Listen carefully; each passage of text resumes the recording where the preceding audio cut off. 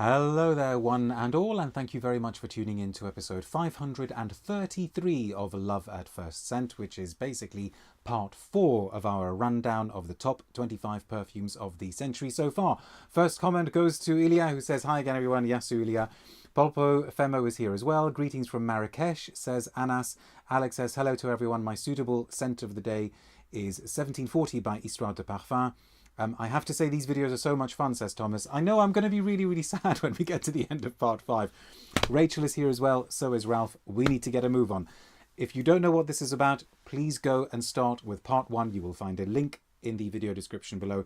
You need to watch part 1 to understand what it is that we're doing and how it is that we are doing it. But we are going to carry on. Okay, let's go for it. Which order shall I do these in? Right, let's do this one from 2011, a brand that I think in recent years has kind of fallen a little bit out of favor with me. There was a while, until very, very recently actually, where even though they released lots and lots of perfumes every year, invariably I would find one that I thought was interesting and I would think, okay, fine, I'm quite happy to have the one, to have the sort of 4 or 5 that I found a little bit dull because I've got the one that I like.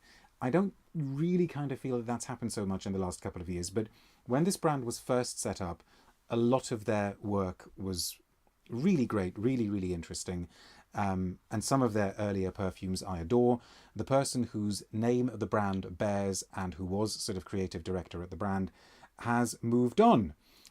This one is from what did I say? Is from 2011, made by one of the most talented perfumers of our times, and I think this is one of the best things he's done. You will see how much I love this when I show you the bottle. Fear not, I have a backup bottle. It is from Tom Ford, and it's Santal blush made by Jan Vanier. By the way, in case anybody asks, I checked out the current iteration of Santal blush with bated breath. I checked out the current iteration, and I'm pleased to say that as far as I can tell, it's basically the same scent. I don't really think it's been messed around with. Granted, it was quite a quick sniff, but I was not appalled. I was not shocked. Several other Tom Fords that I could have chosen. If you would like to see what other ones made the long list or were on the long list, please make sure you subscribed to my Substack. The accompanying Substack article will go live in about an hour's time. Jan Vanier is truly talented, says Rachel. He really is. I'd love to be able to interview him one day. He seems like a fascinating character. I've never met him. He just doesn't seem to really ever make bad, dull perfumes. He's got an unusual way of looking, I think, at or detecting smells or conceiving of smells. By the current version, do you mean in the newest bottle, says Woozy? Yes, I do. I adore Beau de Jour, says Thomas. Yeah, that was an interesting kind of retro fougere type thing as well. Anyway, the description that I've used before is what always comes back to mind with Santal blush. It displays and possesses a lot of the attributes of sandalwood that we know and we love. So it's kind of slightly milky and creamy and very, very sort of gently, softly woody. But it also presents attributes of or odor profiles that we know sandalwood doesn't really particularly or especially have. And yet, smelling this perfume, we feel it ought to have them. And the fact that Jan Vanier is presenting them here as being kind of sandalwoody is entirely plausible. And by that I mean a kind of smokiness, because sandalwood isn't smoky. I think it's wrong to call sandalwood smoky. It is woody, it's creamy, it's milky, it's smooth. It kind of roughens out the edges. Vanier, a late entry to the race, says Gavin. And you kind of think, oh, okay, I know that sandalwood doesn't exactly smell like this, but I'm kind of quite happy to accept that it does, and I believe that it should. And the blush, I suppose, comes from maybe a sort of white floral note, maybe an ylang-ylang note, maybe something green. It is just beautiful. Tremendous sillage, beautiful tenacity.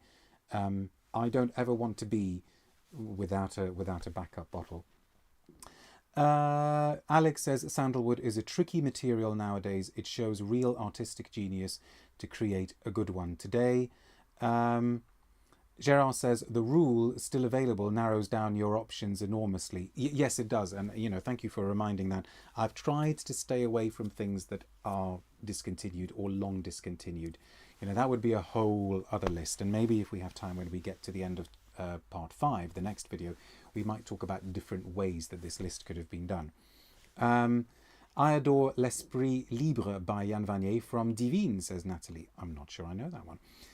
Karen says, thank you so much for introducing Santal Blush to me. It is such a beautiful fragrance. My son-in-law from India loves it on me and got it for my daughter. Wish they made a candle. Ah. See, I wonder if actually it would have sufficient projection as a candle.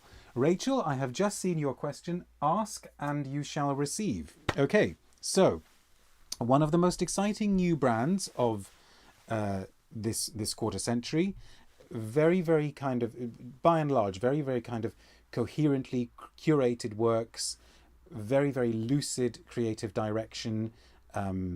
Maybe some of the scents I kind of like less than others, but then, hey, you can't love them all. This is from 2012, and Rachel, this is from Rodrigo Flores Rue, and it is for the brand, you've guessed it, Arquiste, one of my original bottles here of Anima Dulcis from, what did I say, 2012. Still, I think the best thing that brand founder, creative director Carlos Huber has done for his brand, although I really, really love Almond Suede as well. Anima is just so naughty and it's delicious. Such a great fragrance, says Rachel, but it's also really gentle and tender. It kind of makes me think of a little bit of Dior's Poison, with people, back in the day sort of complaining, in inverted commas, that Poison is too rough and too loud. And I always thought, yes, it is loud and it is big and it's got huge shoulder pads, but there's also a real softness to it. And I think there's a very, very, very definite, very convincing softness to Anima as well. It's delicious as a gourmand, and it's also really, really interesting and kind of cerebral as a gourmand, because it's got a kind of bitter cocoa, dark chocolate note, chili in there as well. Great cumin facet. I love its muskiness. I mean, it's so snuggly and cuddly, and apparently inspired by nuns making chili spiced hot chocolate cocoa drinks in, I think I'm going to say 17th century Mexico. Somebody correct me if I'm wrong. Gavin says the complaining about Poison wasn't in inverted commas. Well, it should have been. It should have been. And this is just so faceted, and sometimes you smell it and you almost think it's got a kind of velvety coconut note. At the moment, I think maybe because the room I'm sitting in is fairly cold, I'm getting almost a kind of clean incense facet. It's sweet without being in the least bit sickly. It's woody without being overly masculine. Just so gorgeous. Really, really, really gorgeous. I think the inspiration struck when Rodrigo and Carlos made this. Rachel says Arquiste is a really, really great brand. I completely agree. I've lost track of which one I'm supposed to be doing next. Is this one next on the list? Because I don't want to jump the gun, as it were. Yes, this one is on this list. Okay, so let's do this one. From 2006, another female perfumer for our list. This is another Lauder brand. I say another because, of course, Tom Ford is a Lauder brand. Labo was a brand that was founded in, during the course of the last quarter century and then sold up to Lauder, and its original founders are no longer there. They're no longer creative directors. I've still got a lot of time for Labo. I think maybe some of their earlier work is more interesting, but I'm still always curious to see what comes out under the Labo banner.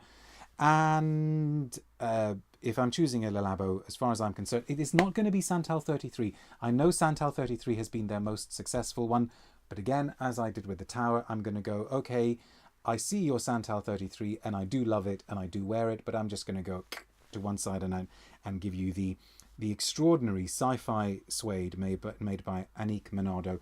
That is Patchouli 24. I mean, you don't really get things that are stranger and somehow more futuristic, and also at the same time somehow more primal than this. It's a really singular piece of work. It's a vanillic leather. It's a fuzzy patchouli.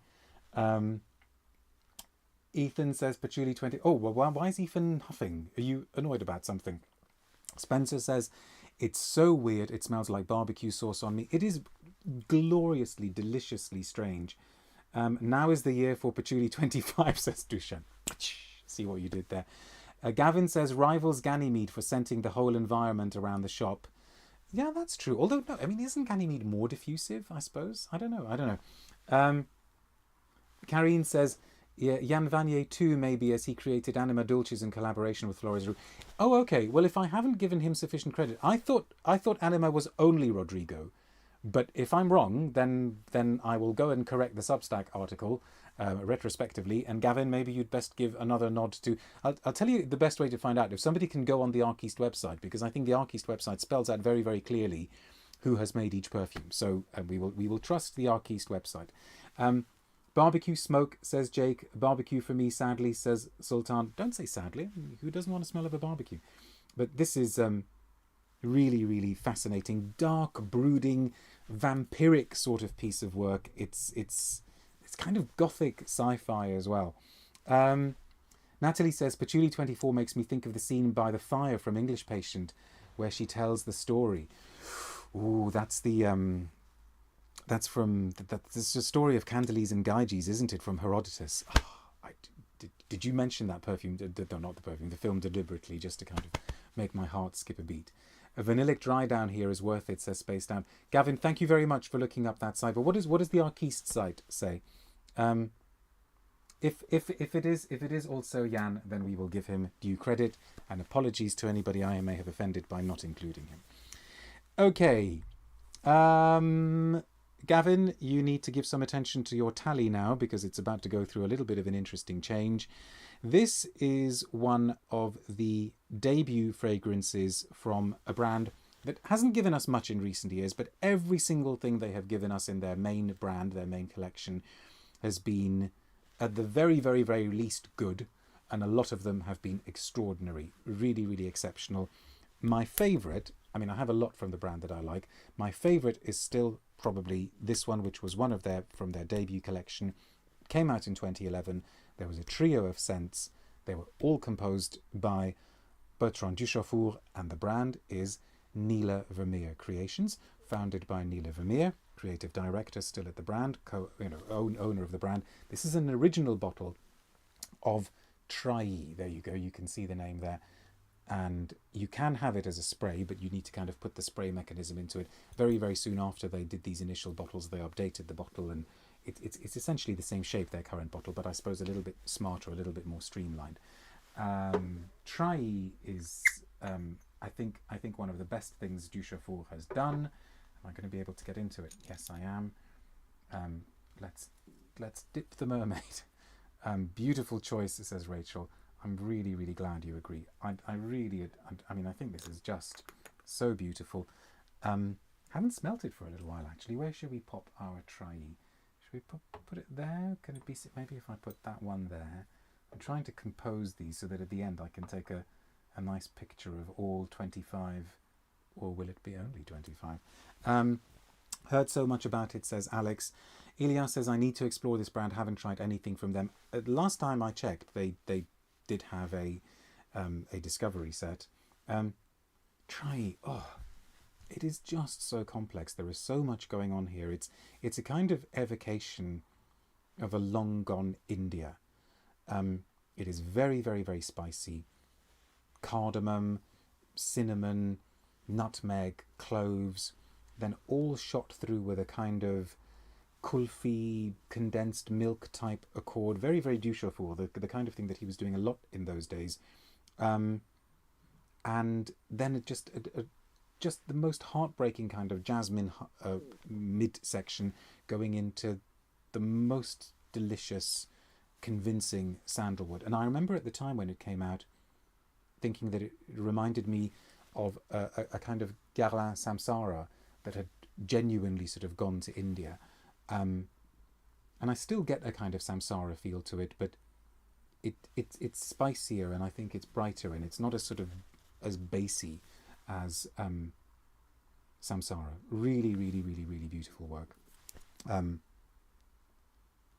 and saffron. I didn't even mention saffron. There's so much that comes through it. I suppose it's this kind of saffron, condensed milk, jasmine, sandalwood, with lots and lots of other spices thrown in.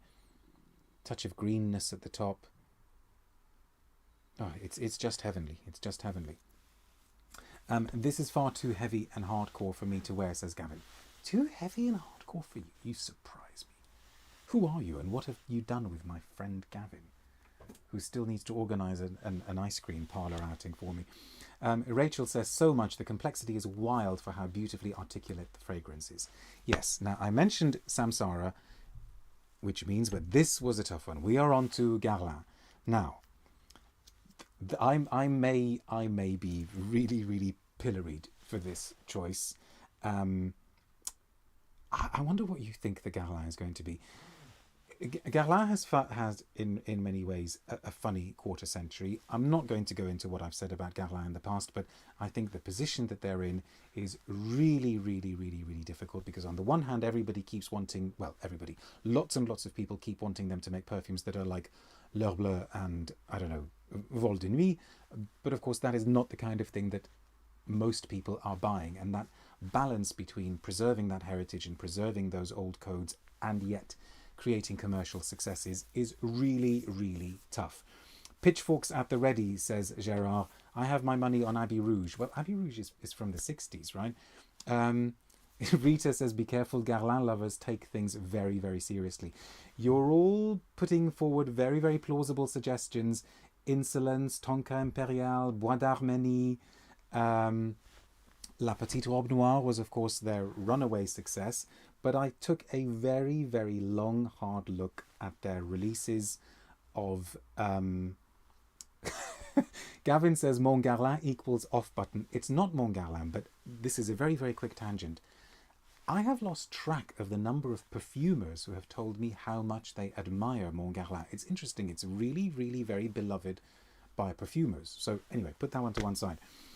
I went through the list of their releases of the last 25 years, and then I suddenly thought, oh gosh, actually, I think it's got to be this, because this is the one that I genuinely love the most, I think, from the last 25 years.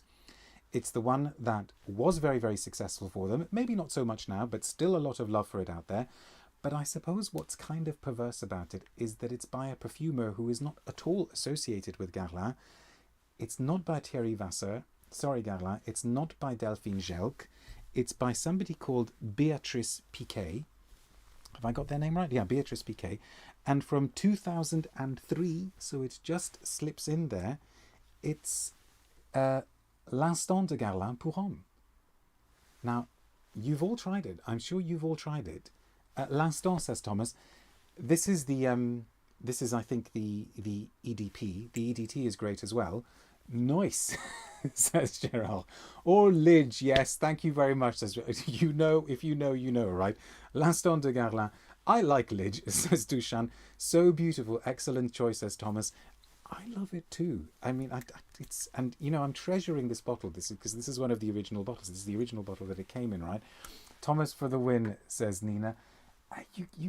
This is such good stuff. It's really, really good stuff. And so, apologies to Thierry Vasseur, apologies to Delphine Gelk, but I think it kind of had to be this one. It's so easy to wear, says Dushan, but it's more than just easy to wear, right?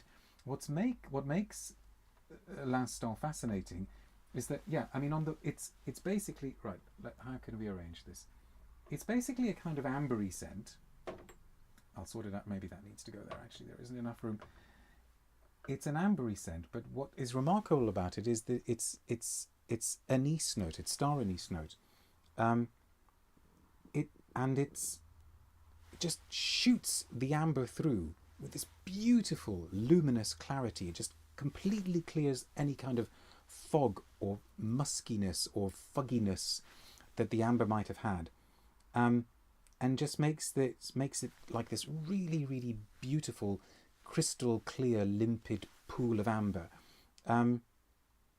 It's really, really, really special, and actually in its own way very, very, very distinctive.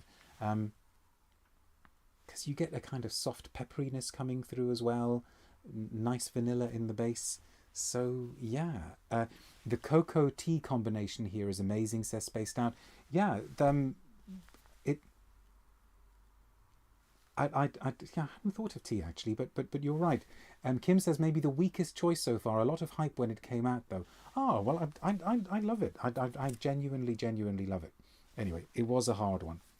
So I will leave you for a couple of minutes to digest that, and then we will come back with the final part. But for now, thank you very much for watching. I will see you in a couple of minutes. Bye now.